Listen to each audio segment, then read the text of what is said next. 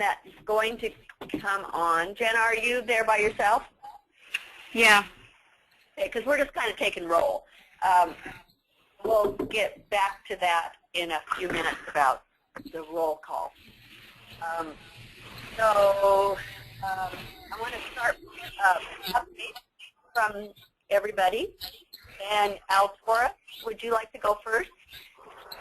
Sure, thanks. So pretty much we've been, in the last 2.5 weeks, putting 4 people through their mentorship process. So again, Carrie's a new one, so we're really happy to have her. And we're going to try to make her full-time as soon as possible. We have 3 others that we're waiting back to make sure that they completed their competencies or passed their back, all the other stuff. So we're real excited that we're getting more staff, that we're preparing for the increase of referrals that we have been receiving, especially from Multnomah County, which is really great. So that's kind of what we've been focusing on really strongly on the last 2.5 weeks. And I want to, this is Joyce, insert here also, Jana, Lori and I were talking yesterday, and she would like to set up a little more time to network with you. Some of the stuff they're running into is getting from someone. Joyce? Excuse me for interrupting, but my sound quality isn't very good. Is it with me? Somebody, Jenny, do you know what the deal is? Yeah, everyone would need to mute themselves because it's the feedback. So when Joyce is talking, if everyone can mute their computers. Did everyone hear that? Yep. I guess you're muted, so you can't. Okay, so mute, and we'll do the same here. Mute unless you're talking. So Lori and Jana, I'm hearing, have some of the same issues with the hiring process and how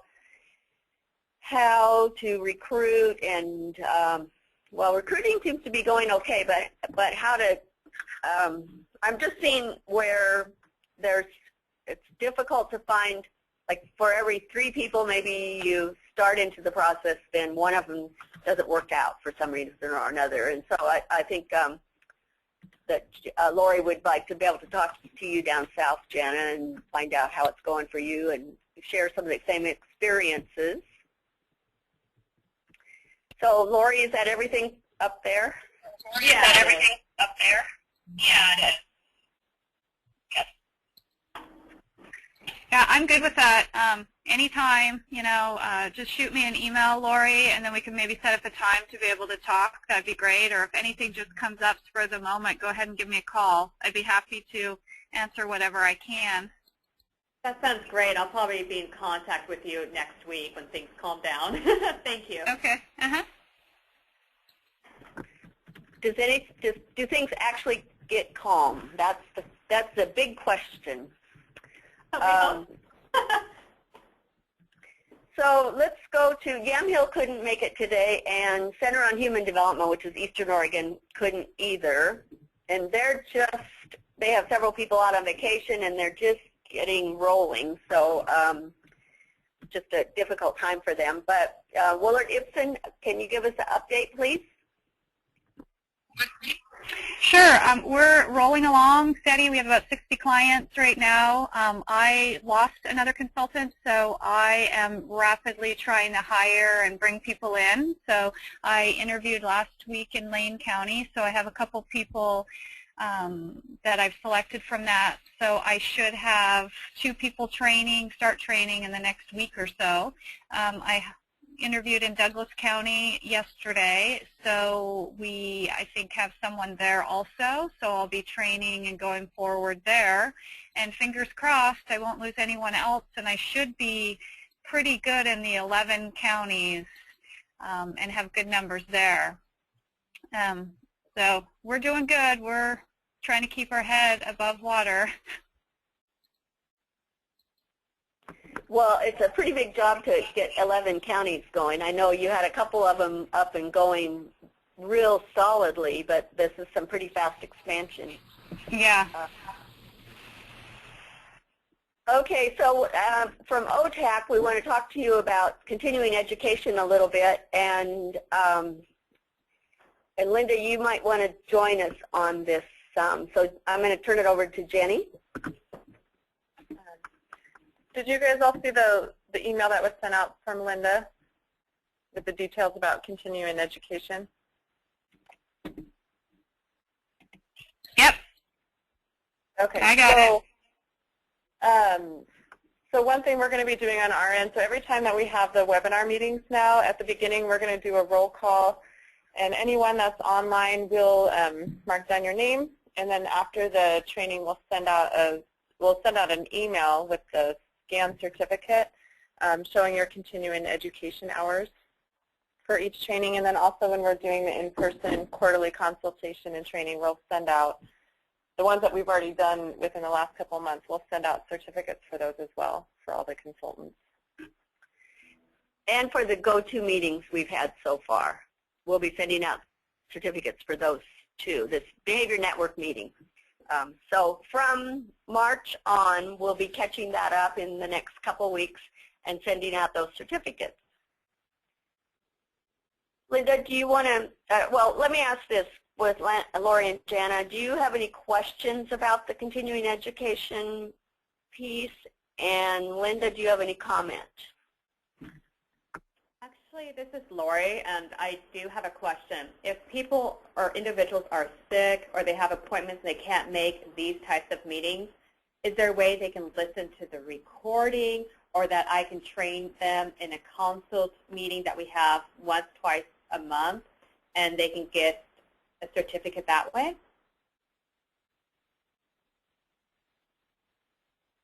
I think that would be a question for Linda. Linda, can you answer that, please?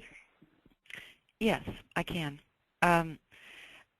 The training actually have to be in person for the individual to get credit for it. Unless it's something, we might need to talk about presentations that are recorded that are available on the OTAC site. But it wouldn't be the same quality of being in person. I mean, you would miss the interaction, and questions wouldn't be able to be answered. So it's not the same quality as in person. I guess that's my answer. But I do have more to talk about as far as this continuing education business goes, non-OTAC continuing education. We're going to, I'm reviewing and revamping a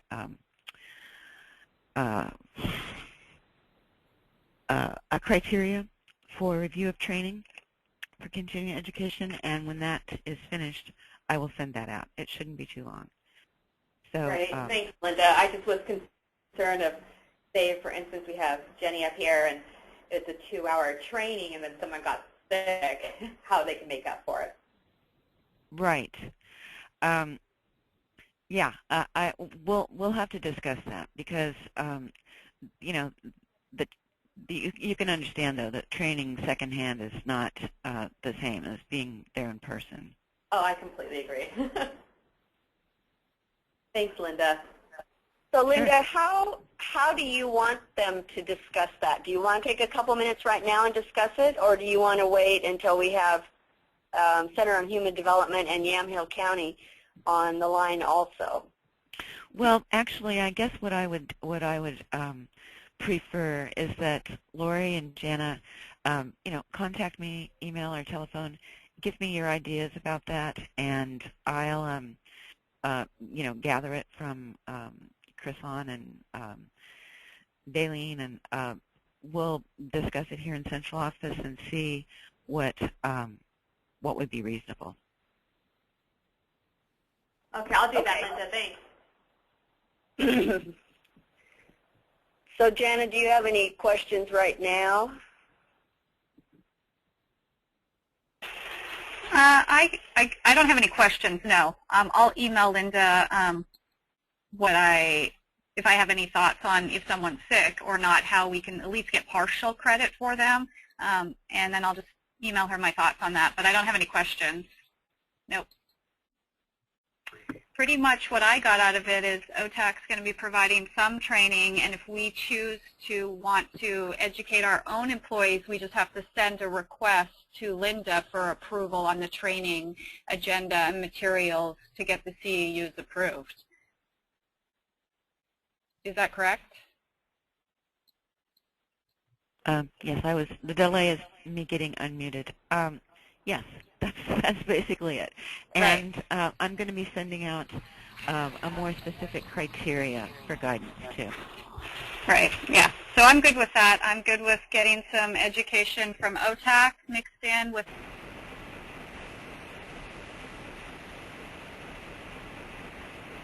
Somebody, did you, Jana, did you disconnect accidentally or something? We're just getting static. Can anybody hear me? I can. This is Lori. Linda, can you hear me? Yes, Joyce, I can hear you. But I hear the static also. So it maybe Jana did get disconnected. Okay, well, so we'll go on. It says she's offline, and I'm assuming she must have got disconnected accidentally.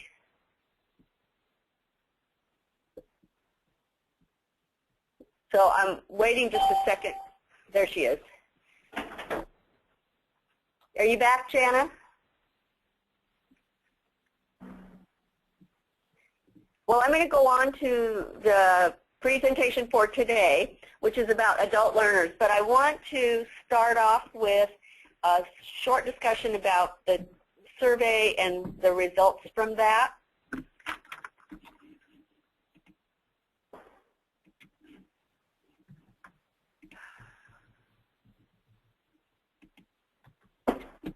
I sent out something last week that talked about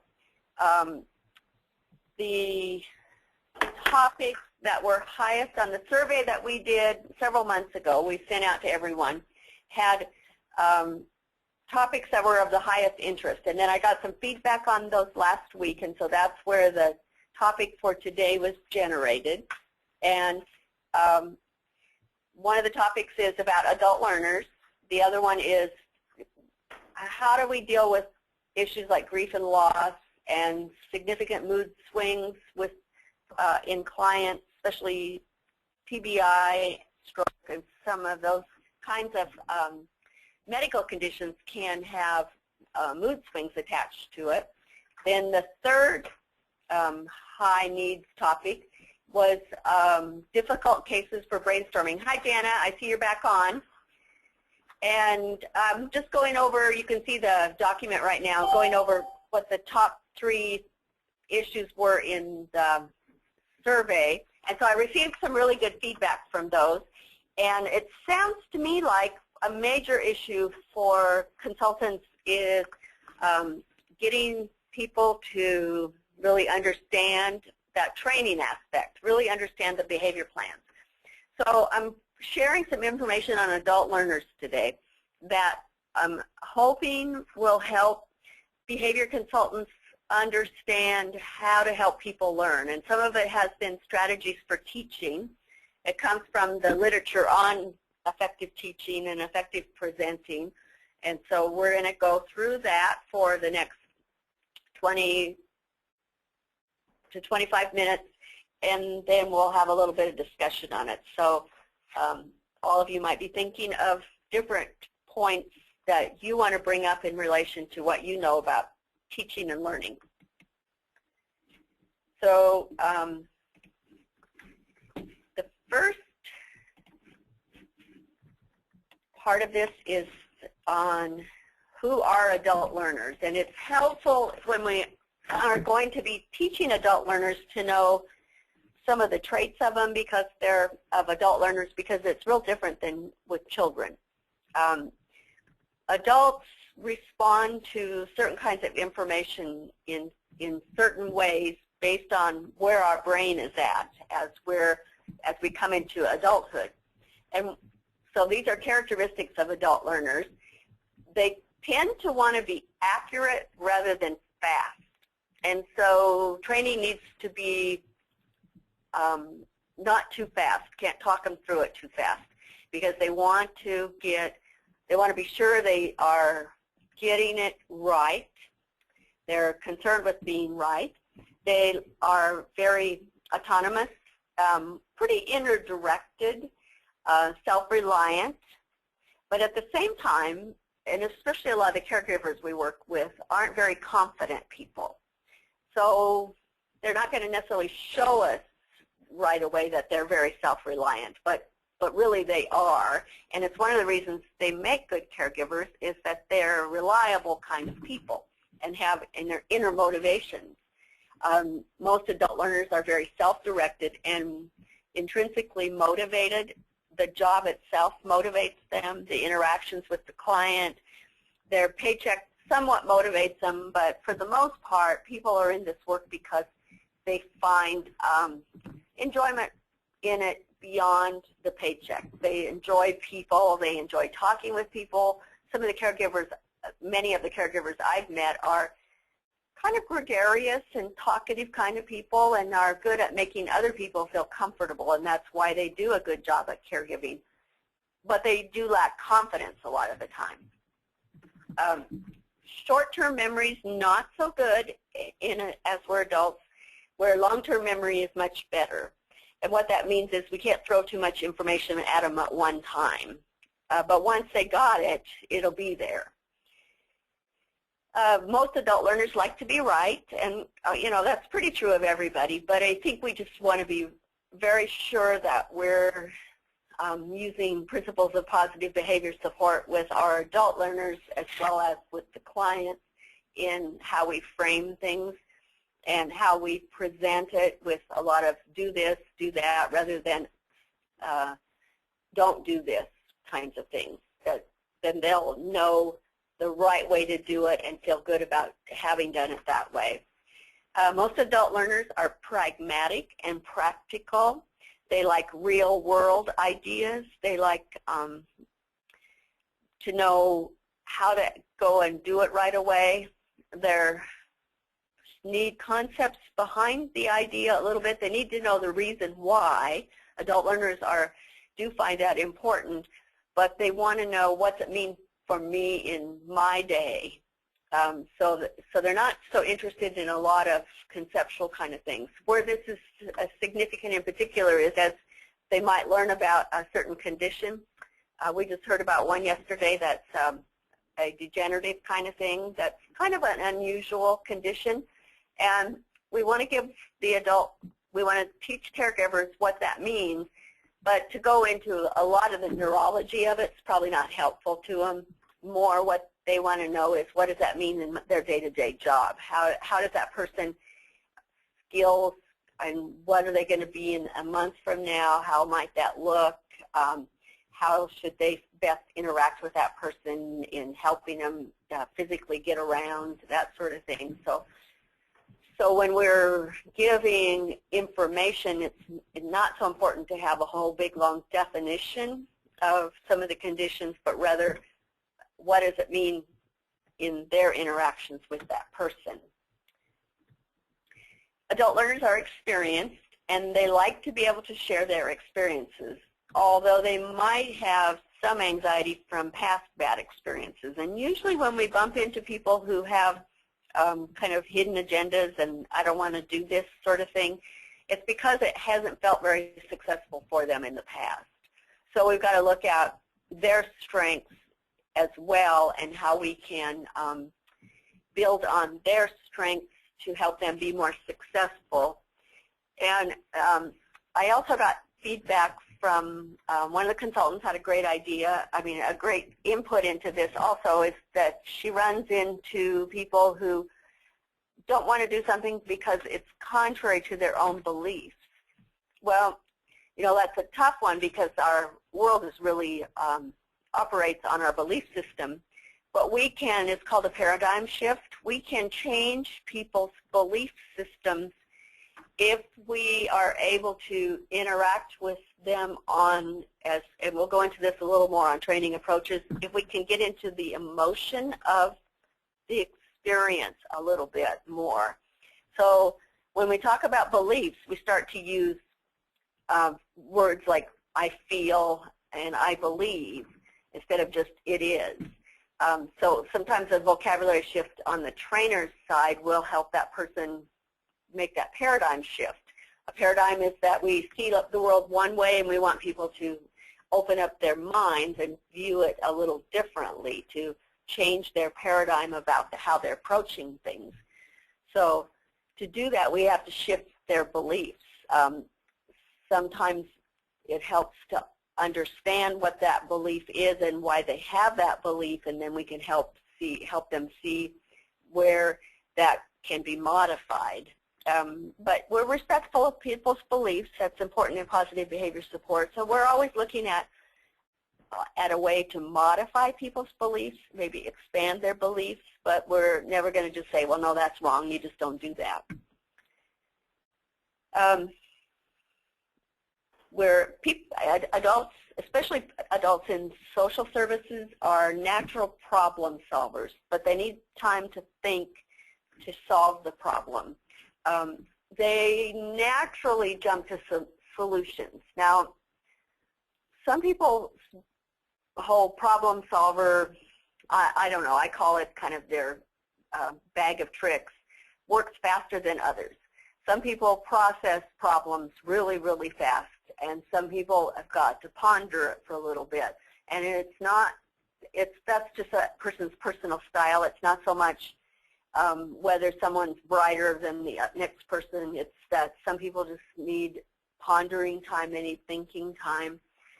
When we're doing training, I like to give people, well, I did it at the start of this. I gave a prompt that everyone please think about your own ways to teach, and then at the end we'd like you to share some of those so people have a chance to process that. Some ways to give people a little thinking time. Sometimes people need nothing going on when they have that thinking time, so we might throw a problem. John urinates in the elevator. And so that's our problem. Well, we're not just going to, we have a behavior plan in hand and we're teaching people about it. So we might have some solutions we've thought of, but then we say, well, okay, here's solution A, here's solution B that we've thought of. Now let's take 3 minutes to think about how we might make that happen. And then just to be silent for 3 minutes. Don't talk to people at all and let them just think. And then at the end of that 3 minutes, then you bring them back into it. And for some people, that is very, very valuable time. They reorganize their thinking, and that's where sometimes we can get paradigm shifts in people too. Mostly adults, for the most part, adult learners really are, it's not ego either. They know that they know, and sometimes in a training situation, they hang on to that pretty hard. They really feel that's a big loss if they feel that they are losing something there or that they're wrong, and they might be wary of risk. So we've got to just give that person a little bit of time to process through some of that emotional side of things.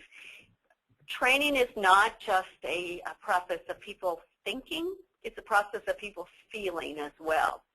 And it's helpful to know that because we're coming in with a behavior plan that's talking about what they do on a daily basis or what they do regularly with a client. And so that's got a lot of emotion in it in general. Yesterday I observed a behavior plan being taught, and toward the end of it, the actual, and it wasn't at all, this stuff is just so emotional for people. The caregiver actually had a few tears because, and she was thinking in a kindly way of the person that she gives care to. They just have a lot of feelings for the people they're giving care to. If they get rushed, when you feel like someone, if they're if they're blocking or getting resistant, it may be just that it's moving too fast for that person. It may not be that they don't like your ideas, but sometimes we just need to slow it down. And sometimes when we feel they're blocking, it's helpful to say, tell me what's going on right now, or tell me what you think of this, something kind of open-ended like that, so that you can surface those feelings and then you can actually address it with them. We're not getting into arguing with people. It's just helpful for us to know what they're really thinking. If they don't like what we're saying, when we leave, they may think they're just not going to do that anyway. So if we know going into it that they're not liking the plan, then we know we can do something to collaborate with them to modify that plan. Adult learners often think aloud, and so if they go back through, that's where it's helpful sometimes to do things in teams so they can talk together. And even in a behavior plan training, there's still things to think about in a teaming sort of way. Adult learners also use what is called socialized politeness, and they're just being nice. They're sounding like they're acquiescing, where in fact they're just cooperating with the meeting. But when they get done, they really aren't going to do that thing anyway. So it's helpful to get feedback from people about where they're at with it and what they're thinking about it. Learning's maximized in 10-minute segments and a 2-minute break to reorganize their thinking after 10 minutes. Research shows that it helps for long-term retention a lot. If we skip to my second page here, you'll see a visual representation of what people actually get in their brains based on what we tell them. So 2 weeks after we do a training, they've only retained 10% of what they read, 20% of what they hear, 30% of what they see. So visual representation of a plan is real helpful too. Some way that you've illustrated what they might do. 50% of what they see and hear, like watching a video, looking at an exhibit, watching a demo, seeing it done on location, watching you do it as part of the training, is really helpful. Now that's passive training where they're just taking it in.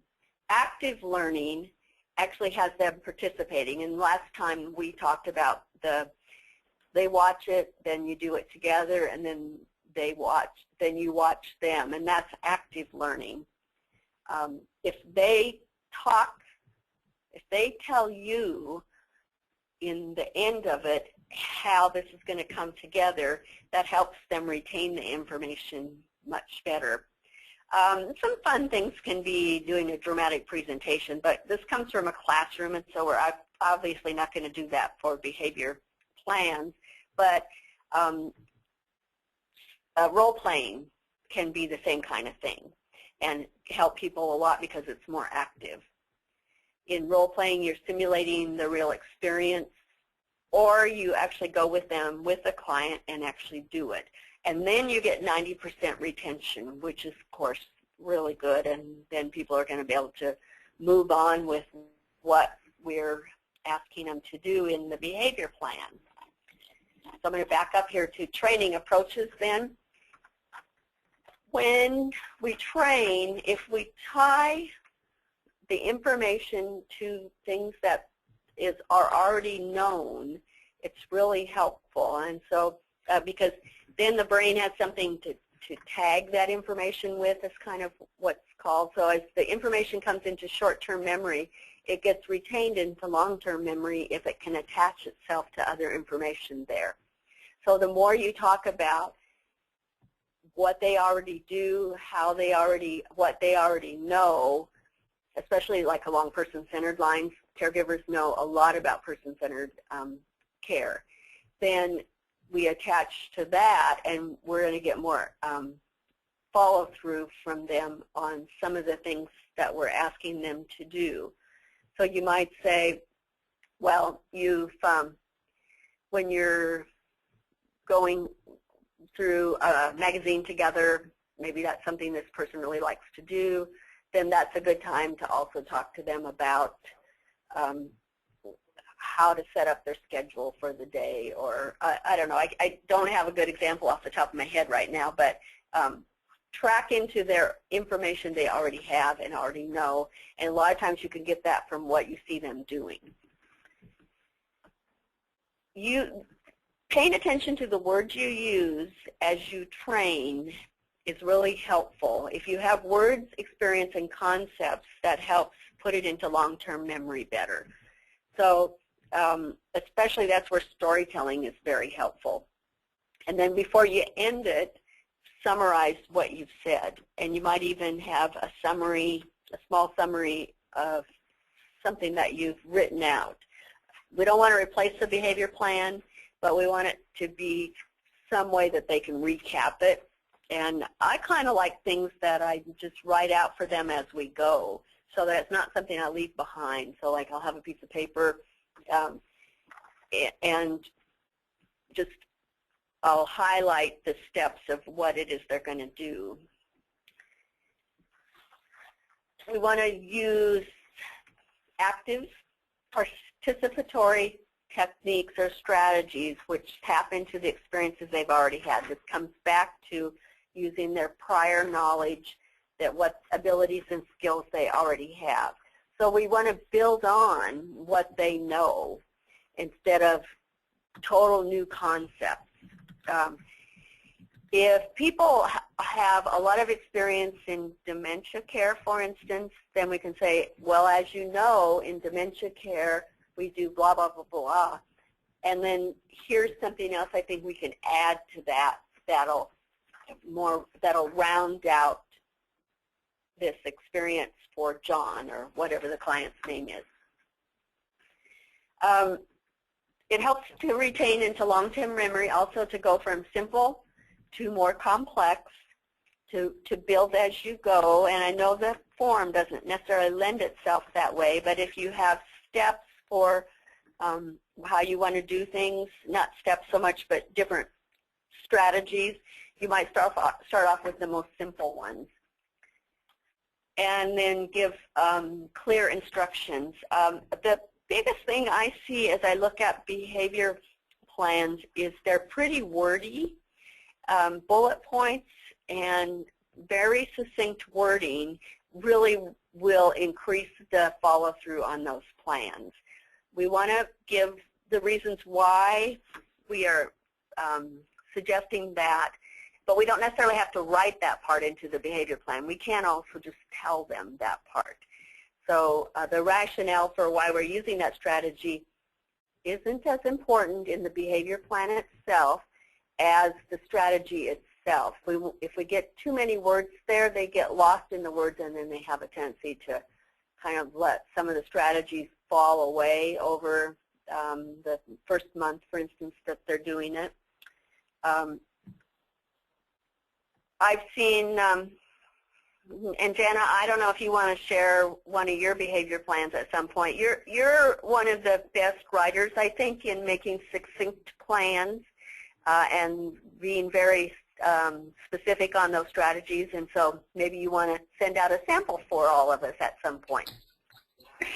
Sure. I'm also very wordy, though, Joyce. Oh, well, I've seen a lot of them that are pretty specific. Okay. Yeah, I can send you a couple, and you can look through them and then decide if you want to use any. Okay, great. So the next thing is in training itself, ask probing questions. And we're not tripping up people here, but a lot of times we want to know a little more about, okay, so here's the strategy I have that I've suggested. Now, how do you think that's going to work as John goes to do such and so? And one of the tendencies we have as a trainer is to talk a little too much right there. So just be quiet and then let the caregivers talk. And sometimes they'll take a minute to reorganize their thinking before they say anything. That doesn't mean that they don't have any ideas. So it's okay to have silence in the training after we've asked them a question for them to have time to answer. And I'll tell you, it's 30 seconds feels like a really long time, but it's actually time that they're thinking of what to say. And so then I'll, and if I'm really not getting any response out of people, then I'll say, well, Mary, what'd you think? Or, I'll call on people individually to draw out their ideas. And I'll usually go with someone who's more a braver person first. We already talked a little bit about solving problems together. And sometimes the strategy we write is written down so that we can save words on the paper so we can make it more clear. But it's a little bit generic. And so then how we would have that implemented for that specific client is sometimes problem solving can take place around that. In learning, there's a principle of relaxed alertness that's really helpful in how we do our instruction. And this is that we can have challenging ideas, but it needs to have a low threat level to the person. And sometimes a little bit of humor goes a long ways in here. And of course, the humor is never, never, never at the expense of a client, but more just some kind of, some people are just really good at being a little bit humorous. And that, they find that humor really helps people relax. And then so as we're bringing in a challenging idea, the first ones we want to bring in can be the ones that people are pretty sold on anyway. And so then that has a low threat level, and we can kind of save something that we know might be a little more of a hot button for a little while as people are relaxed and starting to share ideas, then we can bring that one in. Hands-on multisensory materials and learning strategies are real helpful. If they can see it, if you can visually, I'll do even stick figures for people to illustrate how we might go about do something, but also role-playing where you're the caregiver on someone that's being the client is a real effective way for them to see what you're talking about. And then for them to practice it on each other. And using true-to-life learning in which their emotions are engaged is really positive for long-term memory. And in fact, the research on memory shows that we don't just memorize experiences. Our emotion of that memory, our emotions at the time we're having that experience gets remembered also. So memory really is not just facts, but feelings at the same time. And so mixing in some emotional words, and it might be that the client is going to have fun if we do such and so, or John will feel relaxed, and feel and relaxed are both emotion words. Well, relax not so much, but feel is. So if we can mix in those kind of words. So that's what I had to share today. Let me get feedback on that and what questions you might have.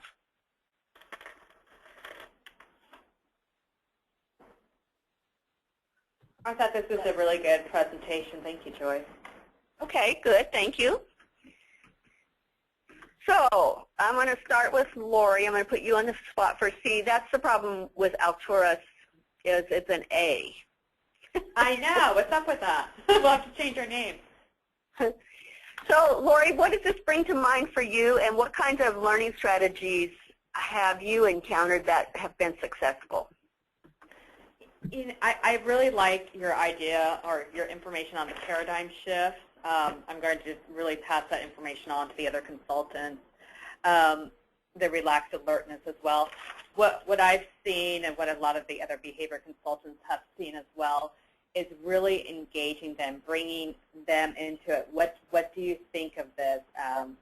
Getting them to explain in an open situation what they have experienced with that individual, talking about real life stories because they see these individuals constantly. We only come in for a short period of time, so really engaging them to provide us feedback, making them feel important. Their jobs and their roles are extremely important, and they don't get enough praise, so making sure that we really admire their abilities and admire them as caregivers or providers. So that's establishing trust and rapport with those caregivers and providers, and then getting their feedback. All of those are excellent points, Lori. I think that helping them to see their value is a really important issue, and it has a lot of emotion to it as well. And you know, we're not just going to tell them good job, but that we really value them. And I've noticed with this whole behavior support service that including the caregivers in the training is something that's kind of unique for them, and that they're really seeing that their value is greatly enhanced through that. Mm-hmm. And sometimes they even feel more comfortable talking in a group in front of their supervisors. That's what I've kind of observed. And then the supervisor's like, oh, wow, that's a great idea. Why haven't you expressed that before? So, yeah, nice.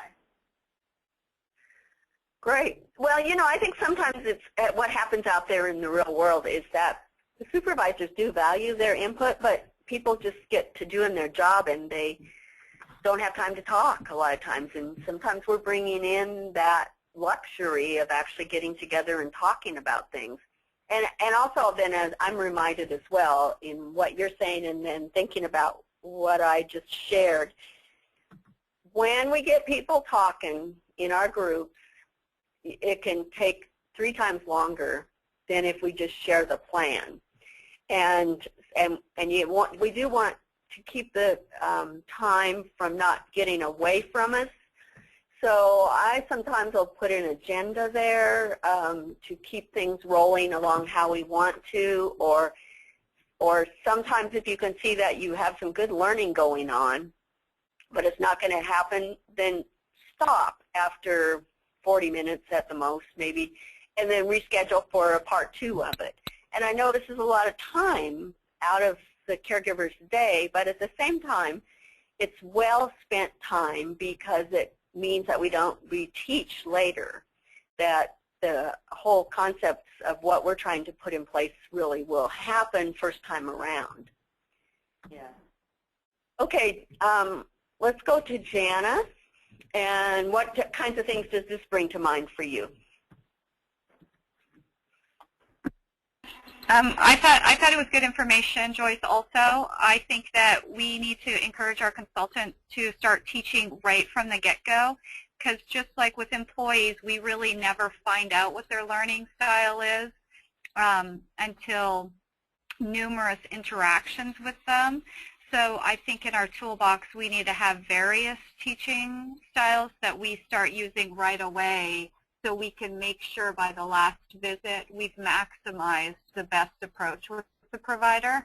I also liked what Lori said about stories. I think stories, real-world experiences to the provider are super important. And so I think that that's really useful. I met with one of my behavior consultants yesterday, and we talked about modeling.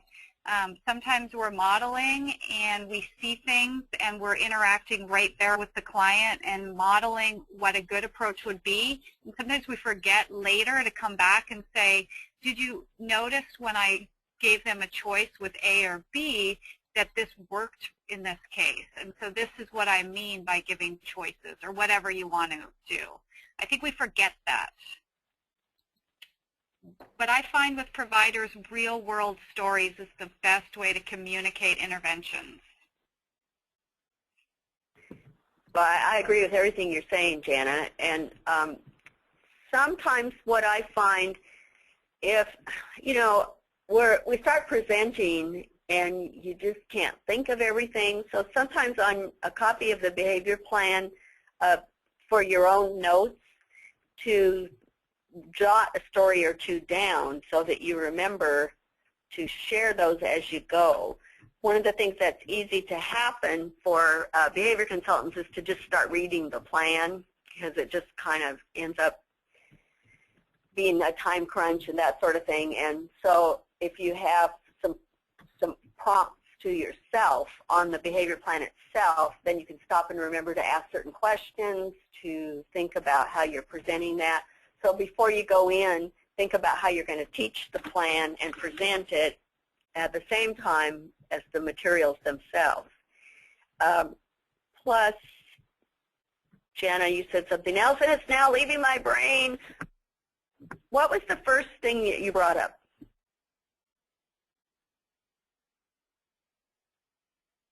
Do you remember the first thing that you brought up? No, I don't. I think. I've talked about. You need to start training and teaching right away. Yes. Like you do with employees, because teaching styles vary, and sometimes people don't know what their teaching styles are. Correct. And that's where I think it's helpful to start teaching right away. Yes, I absolutely agree with that, and that we can start teaching about positive behavior support right away. And then also, if we're always teaching in a multisensory kind of approach, and multisensory to me is that not only will people hear it, but they'll see it somehow. And then hands-on just means we're actually in the real world, either showing them or something like that.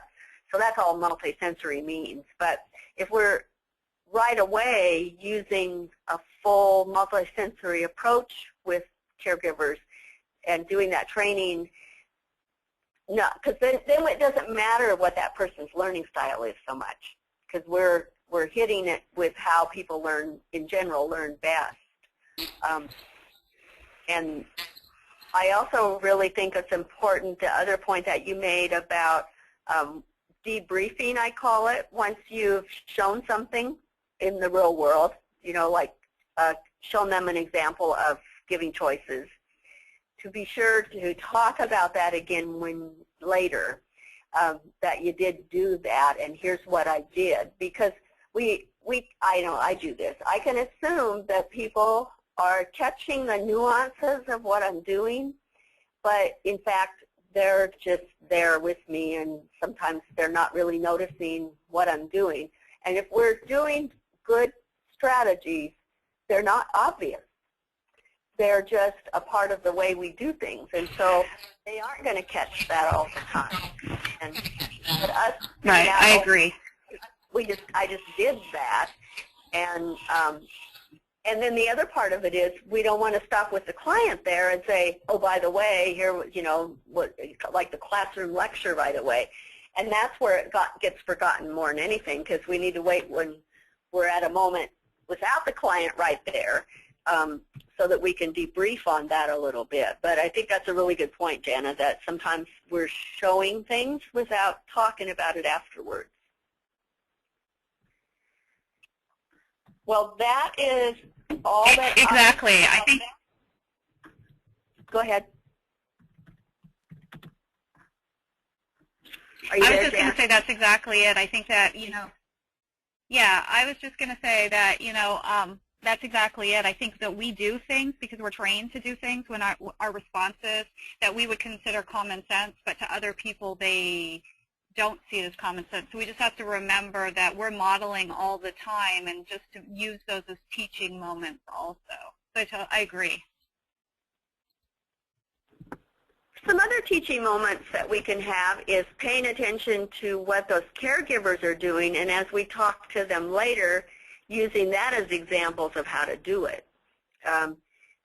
So when you did such and so with John, that was a really good example of the way we can start to give choices, and then let's add this piece right in there. So we're going upon what they already know and just adding a little bit to that. I see the caregivers when I'm out and around, they're pretty skilled. you know, they just naturally are doing a lot of really good things. And so it's pretty easy to reinforce, basically, what's already going on and just add to that a little bit. Well, thanks to everybody.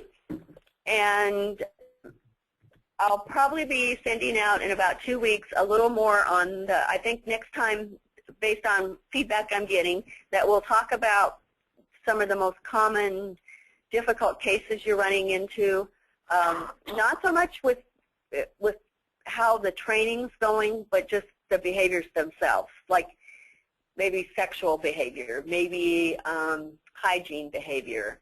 I mean, hygiene's one we do encounter a lot, but we've also talked about it quite a bit. So be thinking about other, I call them hot topics of behaviors of concern you're running into, and we'll be discussing those. And I think in that situation, we'll do a lot more sharing among each other for those cases you run into, and what are some of the barriers that you see happening, and then we can problem solve those together. Well, thank you, everybody. So Joyce? this is, Excuse yeah? me, Joyce. Before we disconnect, I just wanted to say one more thing, and it has nothing to do with what you've been talking about today, completely off the wall. I just sent out to all the behavior support contractors a letter, a sample letter that Yamhill created, and they use that letter, they attach it to the evaluation form that they give to the administrator of the facility or the care provider, whoever they're going to be giving the evaluation to when they've completed the service. And so I asked for permission to share it. I just thought that it was really a good idea because it's something a little more formal, and it might encourage more participation in getting the evaluations back.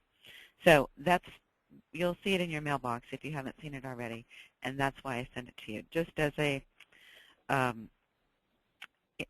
choice if you think that it might be useful, because it's been pretty successful for Yamhill. That's all. Thanks, Linda. I'm glad you mentioned that. And so I'll talk to you all later. Bye. Joyce? Sorry, Joyce? Yes? This is Yeah, Lori. go ahead. Can I get your number so I can call you real quick? I have a question. Yes, and I did try to call you this morning, so Yeah. connect, I was in a right, meeting, sorry. As soon as we hang up, let's connect. Okay, great. I will All right. do that. Thanks. Bye. Bye-bye. Bye. Bye.